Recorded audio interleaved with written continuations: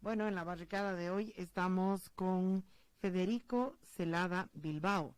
Él es economista, lo conocimos aquí en Radio Deseo hace muchos años, con un libro de lo más interesante de cuestionamiento al pago de impuestos en Bolivia, no para no pagar, sino de demostración de cómo las personas más pobres son las que pagan los impuestos más altos en este país.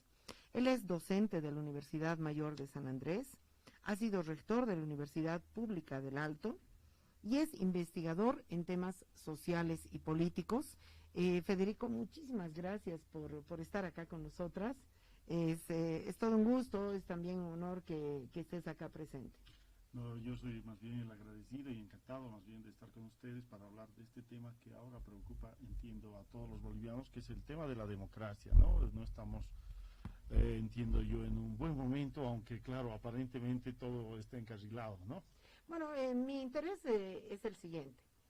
Mi interés es reconstruir los hechos, porque en realidad, primero que no tenemos acceso a toda la información, punto uno. Punto dos, todos y todas tenemos pedazos de información. Entonces necesitamos rearmar un mosaico y con los actores principales. Por un lado está el mosaico que hay que rearmar desde los movimientos cívicos, el mosaico que hay que armar desde los movimientos ciudadanos, que no son lo mismo, el mosaico que hay que armar desde lo que es el movimiento al socialismo o el CONADE. Y en el caso tuyo, me gustaría, ¿tú has sido parte de las pititas?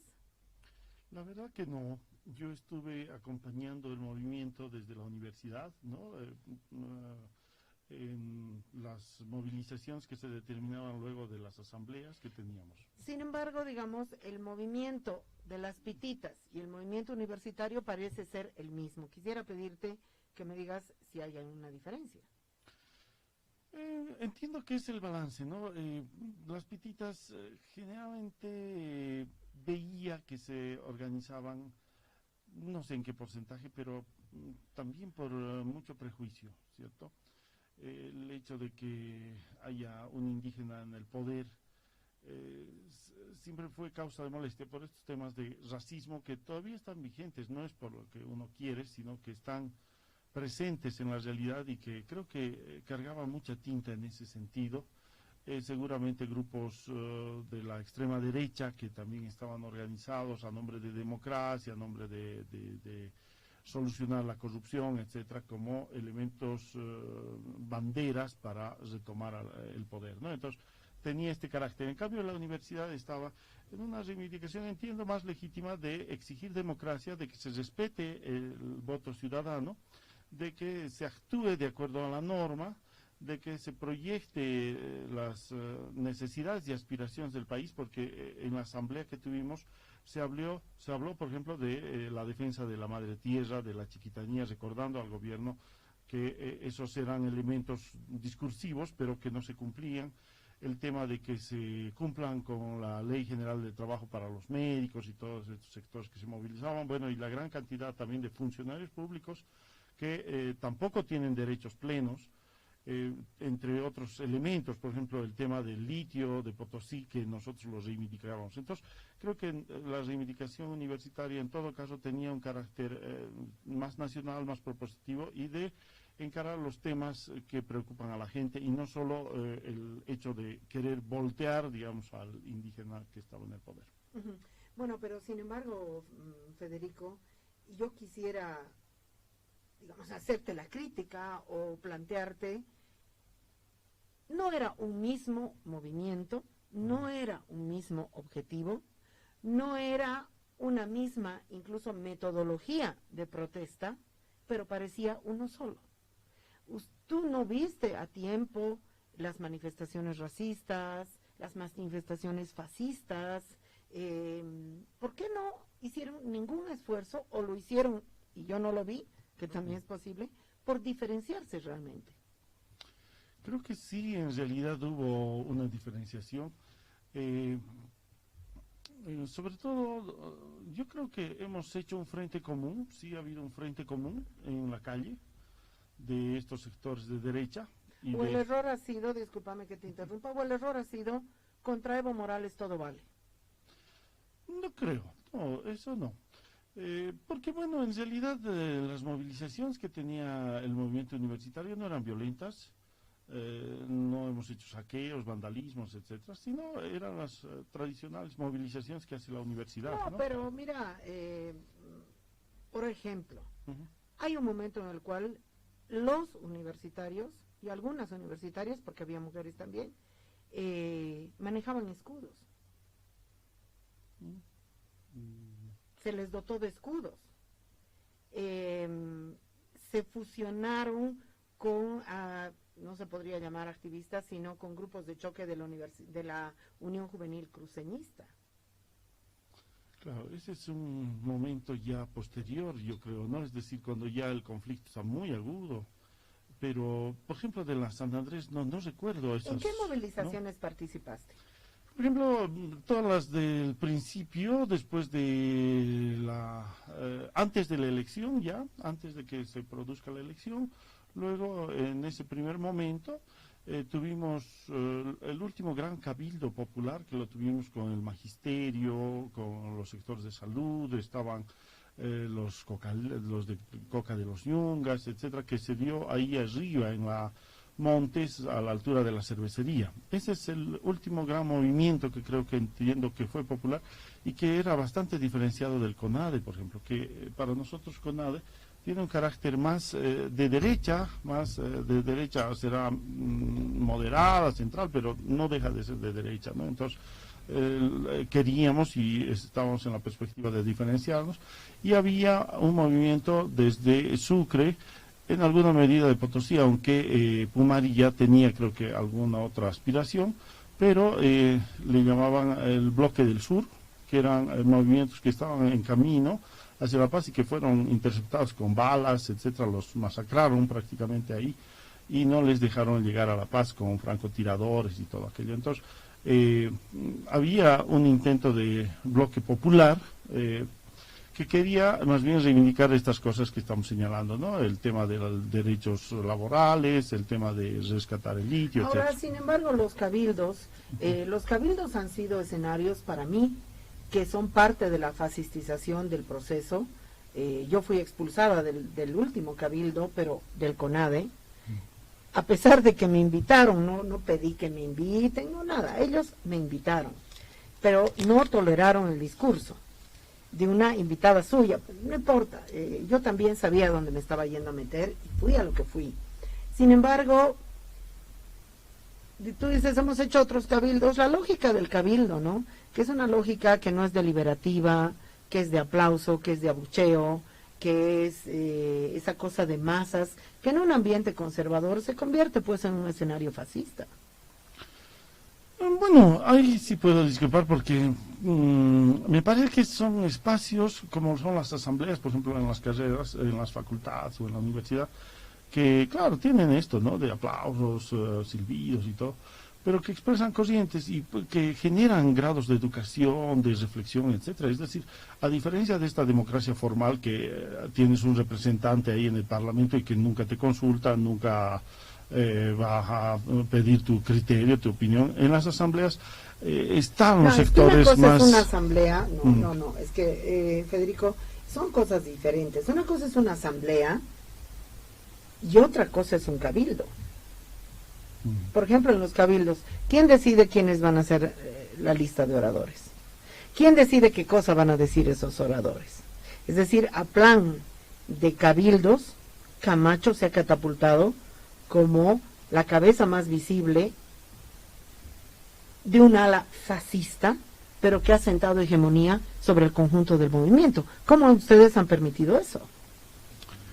Claro, es una representación cruceña, ¿no? Que se va a proyectar a nivel nacional por sus supuestos, bueno, sus tácticas, digamos, que usó para su popularidad. ¿Qué es lo que pasa con esto? Que sí, el movimiento popular como tal no tiene horizonte en ese momento. Bueno, es lo que yo creo. Está el movimiento minero, por ejemplo, totalmente cohibido con su dirigencia, que es servil al gobierno, Entonces no sabe dónde actuar. El movimiento campesino va a salir después muy desordenado, muy desorganizando, planteando, por ejemplo, guerra civil, etcétera, pero sin un horizonte tampoco establecido, es decir, una Pero aquí yo no te estoy hacia pidiendo, adelante. a ver, no, es que, Federico, por lo menos en el tipo de análisis que propongo yo, y por eso también esta es una barricada, es bien fácil que tú como docente de economía hables de los mineros. Yo te estoy cuestionando a ti. A la fracción, tú estuviste en las calles, ¿cuántas veces? Por lo menos unas 4 veces, ¿no? Por lo menos unas 4 veces. ¿Te sentiste parte del movimiento de cuestionamiento del gobierno de Evo Morales? Claro que sí, por Entonces, supuesto que sí. lo que yo te estoy pidiendo no es cuál es tu crítica para los mineros, porque no eres minero, ni cuál es tu crítica para, no sé, para los campesinos, porque no lo eres, y no eres parte de ese movimiento. Podemos criticar desde afuera, pero esa crítica desde afuera no es legítima si no hacemos primero una crítica desde dentro. ¿Qué diablos pasó? Es decir, porque también podríamos decir que ahí, respecto del CONADE que dices tú, hay una ambivalencia, porque Waldo Albarracín era la cabeza del movimiento universitario. Así es. Y al mismo tiempo era la cabeza del CONADE. Esas son las dinámicas que tiene la universidad, es decir, Albarracín es de un ala de derecha y expresa esa su corriente, democratizante, que aparece general, humanitaria incluso, pero que no expresa la universidad. La universidad tampoco es aislada de la sociedad. Hay que entender que la universidad tiene en sus filas a hijos de campesinos, de mineros, de fabriles, de gremiales, ¿no? Entonces, todas esas corrientes llegan, se concentran, actúan en la asamblea. No es que el universitario viene de su casa y su casa es de la nada. Entonces, por eso es que hablamos de estas corrientes. Ahí vemos en qué medida las cosas ¿A qué corriente perteneces tú? Yo a una corriente de izquierda marxista, ¿no? ¿Qué se llama qué cosa? No, bueno, no, yo soy de una corriente marxista, no tengo nombre, digamos, específico ahora, ¿no? O sea, seguramente podré organizarme, etcétera, pero bueno, sí pero de izquierda marxista. Marxista, hoy en día ya no sabemos muy bien qué cosa quiere decir, ¿no? Yo también me considero marxista. ¿Por qué me considero marxista? Porque aplico el análisis de clase. Correcto. No voy más allá en el marxismo porque creo que se equivocó el marxismo en un montón de cosas, ¿no? Entonces, marxismo casi no quiere decir nada. Pero entonces tú eres un independiente, solitario, no tienes partido, grupo, colectivo, nada. No, porque claro, me reúno con compañeros, etcétera, pero no pertenezco a un partido político, esa es la verdad, ¿no? Entonces, en esa medida... Federico, tú dirías, estamos escuchando a Federico Celada, es muy importante reconstruir lo que ha pasado en el país desde diferentes perspectivas y unir los pedazos en una especie de rompecabezas. Él es economista y es docente de la UNSA, ex rector de la UPEA. Federico, ¿ha habido un golpe de Estado?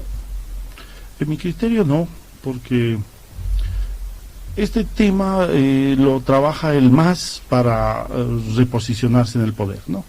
Entiendo que a partir del motín policial del 8 de noviembre, rápidamente diseñan alguna táctica con el alto mando militar, y en las calles se los escucha a los masistas. Yo estaba en las calles, ya no marchando, pero estaba junto a ellos y decían policías no, militares sí, los grupos masistas, y hablaban por los medios internacionales. Recuerdo algunos de Argentina que les decían: queremos que un militar suba al poder, ¿no? Entonces, para mí era una táctica masista, y por eso es que salieron todos, ¿no? Es decir, no solo Evo Morales ni García Linera, sino también la senadora y el diputado, y para que haya vacío de poder, desgobierno, suba un militar, y a los pocos días, porque sabíamos, luego llegan las comunicaciones de los propios coroneles y generales que dicen que Calimán seguía trabajando codo a codo con Evo Morales. Entonces querían cederle nuevamente el poder. Es decir, había un momento, incluso el 10 de noviembre, donde renuncia Evo Morales, se arma un escándalo y queman Pumacataris, etcétera, y hacen parecer que el mundo se va a caer y que sin Evo Morales se va a despertar las bestias, digamos. Entonces todo da a pensar de que ellos planificaron un golpe de Estado, ¿no? De subir a un militar al poder, mostrar cierta fuerza, pero después retomar, digamos, el cauce hacia el retorno de Evo Morales. Pero esa es puritita y 100%, digamos, especulación tuya. Especulación en el sentido de que es la explicación que tú te estás dando a ti mismo sin datos. ¿O tienes algún dato, un hito, dos, que refrenden esta tesis? Las renuncias generales, ¿no? Que después, extrañamente, Pero esas renuncias generales, la renuncia general podía haber respondido a muchas cosas. Seguramente, pero esta es la más coherente no necesariamente, por dos cosas, ¿no? A ver. Una, eso que te digo, de que los masistas salen con decir policías no, militares sí. Y dos, con el hecho de que los propios generales y comandancia militar dicen que Calimán todo el tiempo estaba coordinando con la gente del MAS. Es creíble lo que dice un comandante, ¿tú le crees? Yo no. Bueno. Yo estoy convencida que la mentira es un ingrediente principal de los acontecimientos en Bolivia. El falseamiento de la verdad, la distorsión de lo que está pasando, el lanzamiento de mensajes para que nos lo creamos. No estoy diciendo que tú estás jugando ese papel, estoy diciendo que somos, digamos, como población, somos víctimas de actores específicos que están jugando ese papel y todavía siguen jugando ese papel. O sea, ¿tú sabes lo que ha pasado en Bolivia o no tienes ni idea?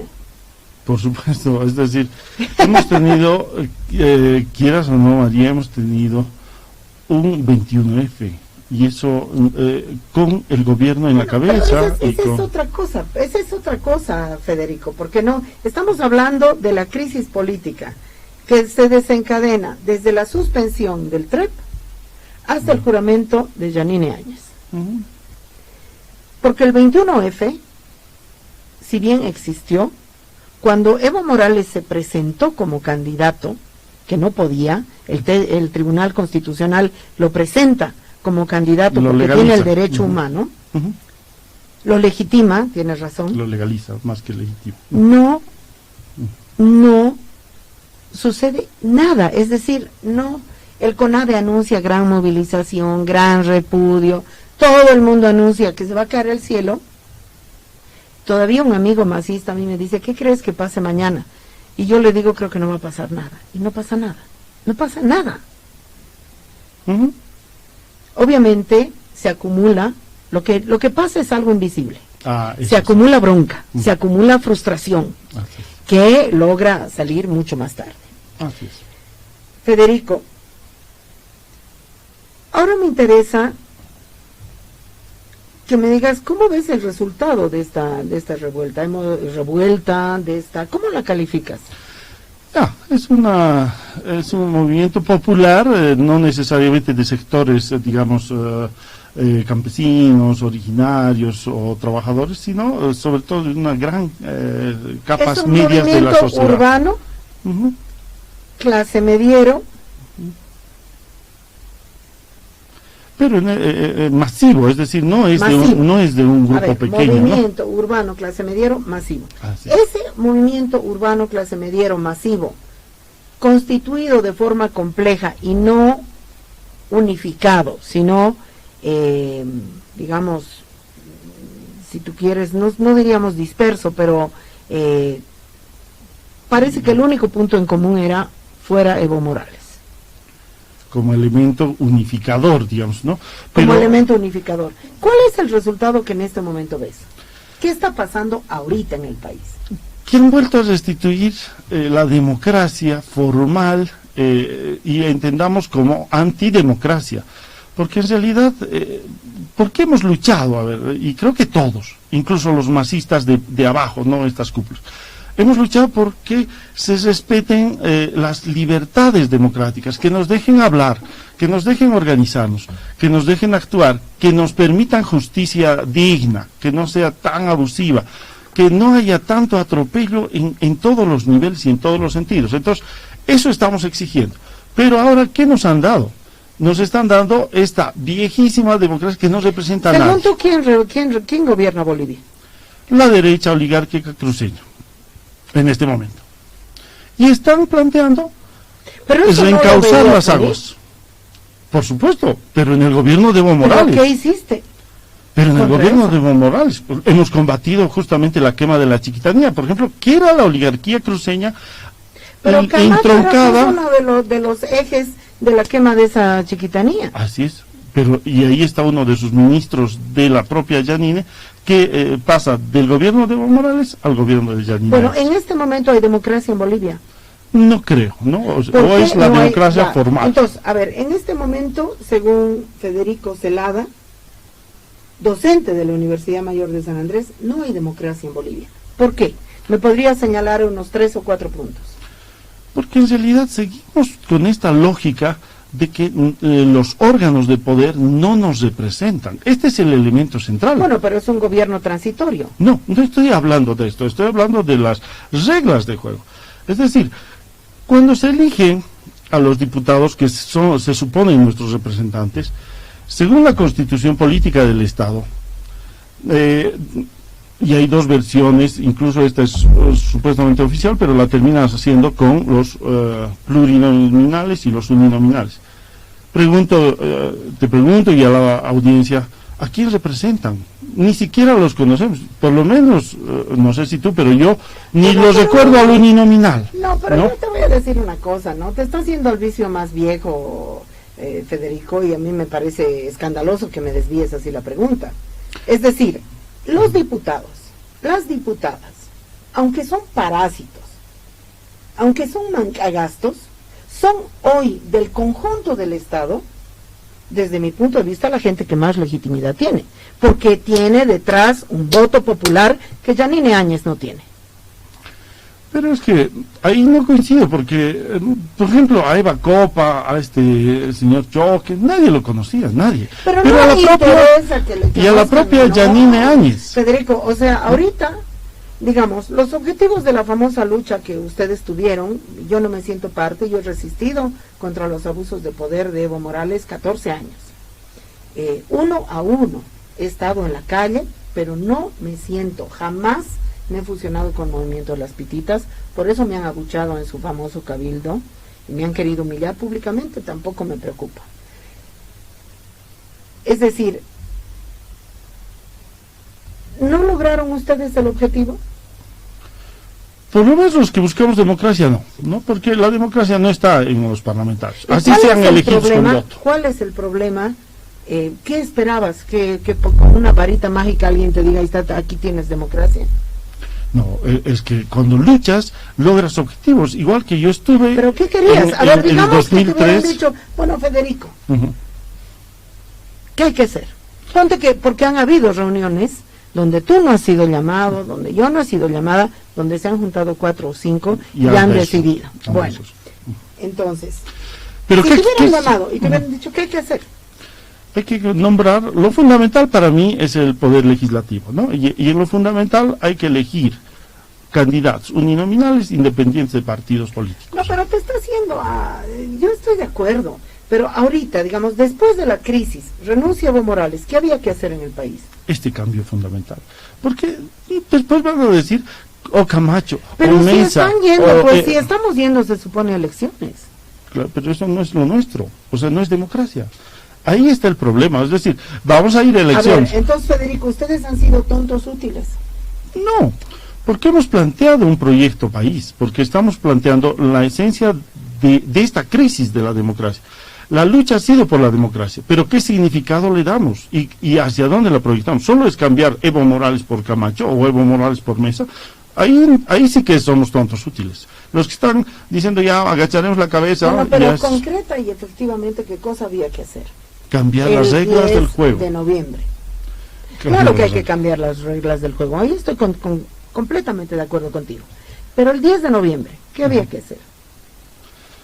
Aunque se acepte ese cambio o no de Yanine Áñez, porque Yanine Áñez creo que entra el 12, para ser precisos, hay que plantear un encuentro nacional.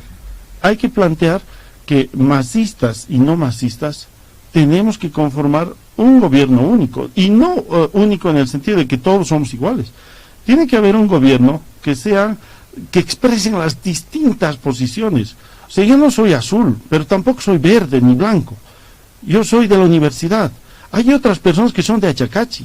Hay otras personas que son del Chapare. Bueno, pero te está haciendo, o sea... Es que esa unidad es la que nos sirve, y esa es la unidad que sirve para la democracia. ¿Cómo vamos a construir democracia? ¿Eligiendo a una persona? No, pero yo lo que quiero es, o sea, ¿qué nivel de responsabilidad asumes tú, por ejemplo, sobre lo que nos está sucediendo? Porque en realidad, desde mi punto de vista, hemos ido a peor. Hemos ido a peor. Siempre se puede ir a peor. Si con Evo Morales no teníamos garantías constitucionales y democráticas, un personaje como Arturo Murillo, un personaje como Tuto Quiroga, un personaje como Yanine Áñez, por su ignorancia, Branco Marinkovic, Fernando Cosío, Camacho, Cosío, degradan muchísimo más las garantías constitucionales. ¿Asumes responsabilidad sobre eso, sí o no? No. ¿Por La qué? verdad que no, porque yo no apoyé esta sucesión constitucional. Yo estaba yendo por un proyecto... sucesión semiconstitucional, ¿no? Porque todo el tiempo ya, yo soy constitucional. Bueno, le puso su banda presidencial el comandante Calimán. Ese es el emblema. Eso no es constitucional. Pero el tema de fondo es ese. ¿Qué cambio queremos? Siempre podemos ir a peor. Y este es un momento en el que podemos ir a peor. Pero ahora... Bueno, entonces, ¿qué hacemos para no ir a peor? Por eso, exigir, hacer campaña por unas nuevas reglas del juego democráticas. Quiero ser representado. Esta es la cuestión fuerte de la democracia. ¿Cómo podemos ser representados? Y en mi criterio, candidatos uninominales independientes de partidos políticos que representen a su región.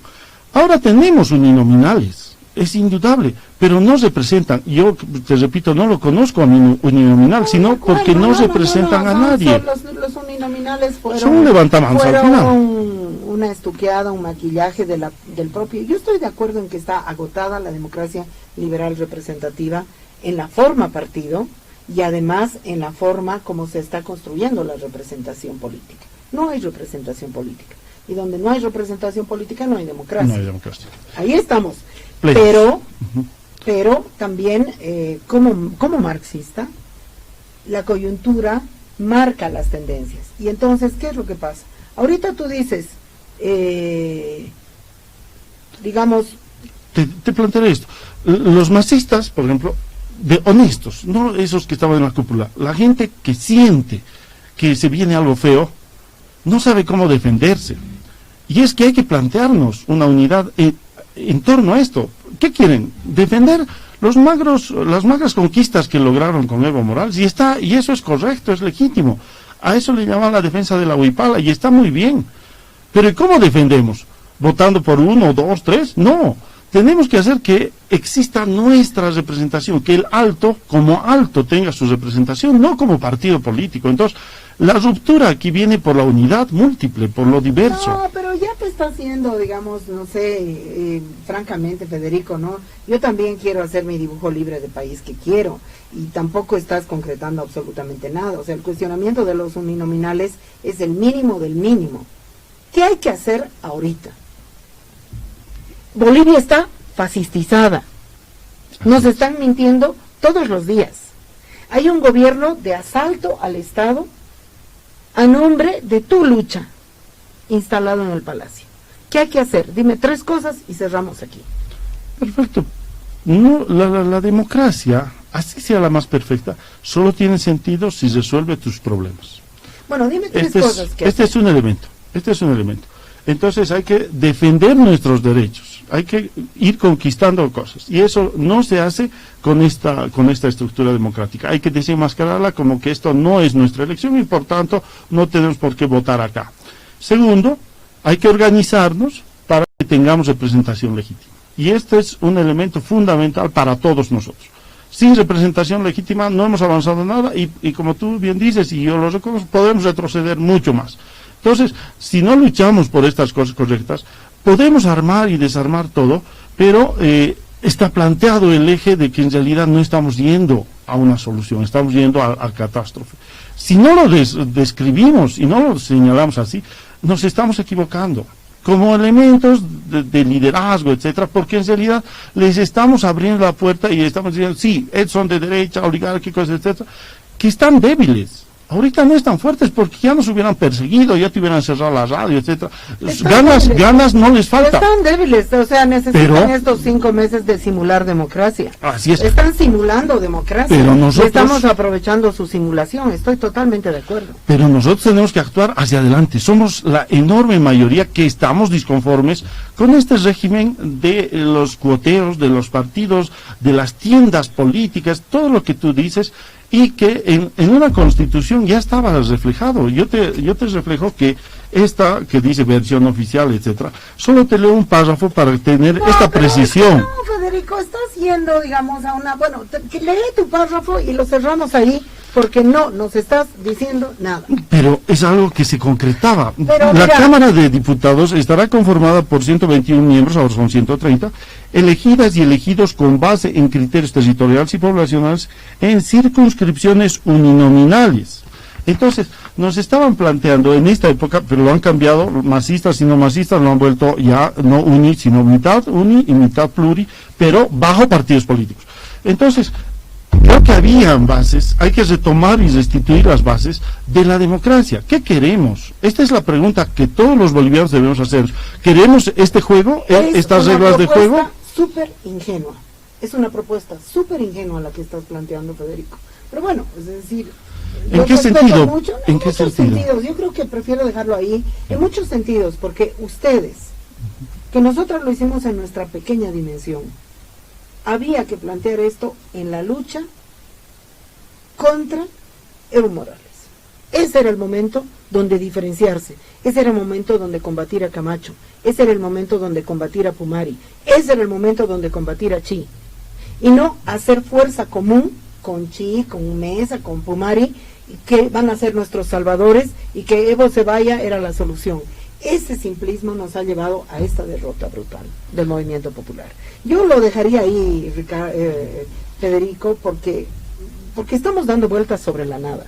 No, yo creo que hemos avanzado en el sentido... Estamos dando vueltas sobre la nada, estamos dando vueltas sobre la nada. Tú te vas a ir con esa demanda y te van a decir, claro que sí, porque Branco tiene que ser diputado y vas a ser el tonto útil para que Branco sea diputado, para que no se le pueda hacer un juicio, para que sea inmune. Claro que sí, para que Chi pueda candidatear sin partido. Tenemos que luchar por nuestra representación. Esto es fundamental. Si no lo hacemos, ¿a qué estamos sumando? Esa es mi pregunta, María, porque estoy de acuerdo. La crítica a este régimen está correcto, a este gobierno transitorio que es débil, pero ¿y cómo aprovechas su debilidad? ¿Hacia dónde te proyectas? Yo te estoy planteando esto, que me dices ingenuo, pero que está planteando la posibilidad de que nosotros asumamos responsabilidad y representación. Si tú no tienes una idea clara, y no tienes ganas tampoco, porque está claro, no tienes ganas de aclarar lo que pasó, de la suspensión del TREP al juramento de Yanine Áñez, yo no quiero charlar nada, porque a mí me interesa que el país sepa lo que ha pasado. Correcto. Que podamos tener una idea mínimamente clara de lo que ha pasado, que podamos tener una visión crítica de lo que ha pasado. Y a eso me estoy dedicando. Yo me estoy dedicando a hacer la reconstrucción de lo que ha pasado, y para eso estoy convocando actores. Te agradezco mucho por haber venido, y bueno, te deseo suerte. Yo creo que es más interesante tu cuestionamiento de los impuestos que todo esto.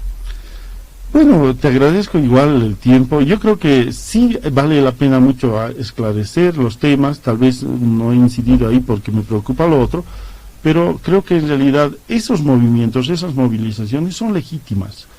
No es que somos tontos útiles, incluida la clase media más blancoide, si se vale. No es que es un movimiento burdo que alguien los maneja. Es un tema de cansancios, de agotamientos, de políticas depredadoras muy terribles en Bolivia. Yo te voy a decir una cosa, es decir, hay movimientos y bolsones de todo tipo. Yo estoy segura de que en las rinconadas se recibe plata.